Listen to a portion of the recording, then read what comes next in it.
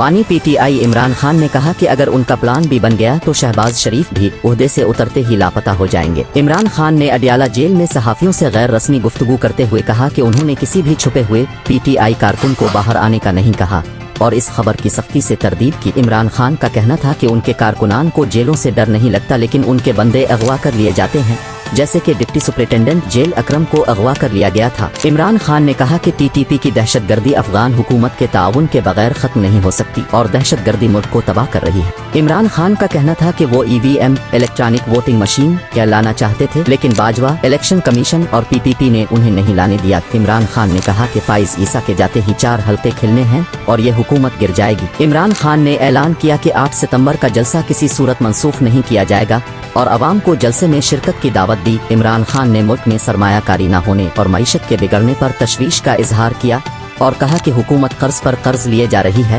جبکہ آمدن کے بغیر قرض کیسے ادا ہوں گے۔